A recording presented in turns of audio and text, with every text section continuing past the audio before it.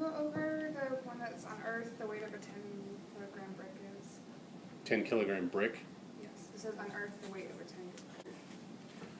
10. Okay, so the problem was weight of a 10 kg brick.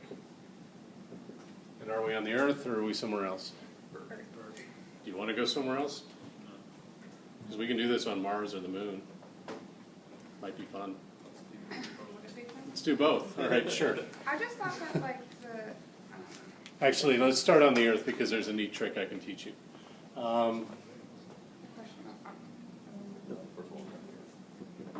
So we start out with our formula for the force of gravity, which is universal gravitational constants. Since we're dealing with the Earth, we're going to deal with the mass of the Earth. I'm going to write the little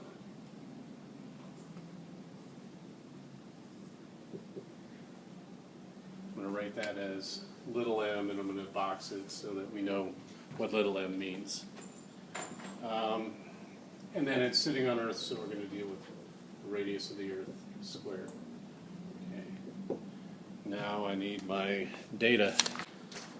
So G, big G, is 6.67 by 10 to the minus 11 Newton meters squared per kilogram squared. And we're going to multiply that by the mass of the Earth. On your formula sheet it is 5.97.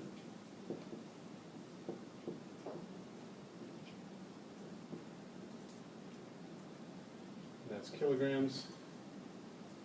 And the mass of the brick is 10 kilograms. And the radius of the Earth is 6378 thousand meters. Okay, always scale everything to base SI units: meters, kilograms, and seconds. So if you're given something in kilometers, scale it all the way down to meters. Okay, so there's 1,000 meters in a kilometer. Everyone good with that? Very, very common source of mistakes on exams is forgetting to convert your units down to SI, because this Newton here, or this really, that's all these units here, this meter, I got to square it, by the way. Those meters squared have to cancel with those meters squared to, and then these kilograms are going to cancel with that kilogram to leave you with nothing but newtons, which is units of force. Okay? So I can tell you the answer to this without punching anything into a calculator. It's 98. Yeah. Why? The gravity on Earth, you can just use the force is equal to the mass times the acceleration equation. So like Well, yeah, you're right. So the quantity here, and I'll circle it up in blue. There's these terms in the blue box get a special name because this goes all the way back to Galileo when he dropped the two unequal masses from the Leaning Tower of Pisa. They hit the ground at the same time. He concluded that surface gravity acceleration has nothing to do with weight or mass, really. So he then went on and measured what surface gravity acceleration is, and physicists have since assigned it this little symbol G.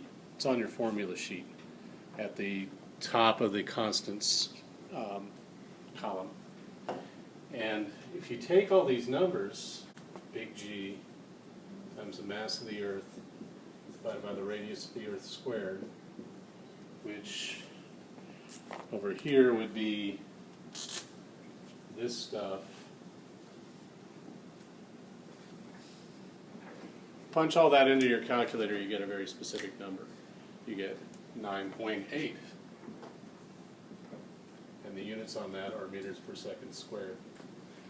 And that is the rate at which free-falling objects accelerate on the Earth's surface. So anytime you are dealing with a gravity problem and you encounter this collection of terms, you can substitute 9.8 in. But again, it only works for the Earth. Other planets, you have to actually punch in their mass and radius. That's why I said let's try doing this on the Moon too. So to complete the thought, since all this stuff in the blue box is equal to 9.8, the weight is equal to mass times gravity, which is going to be 10 kilograms times 9.8 meters per second squared. Clean that up a little. 98 newtons. We'll draw a box around that. Okay.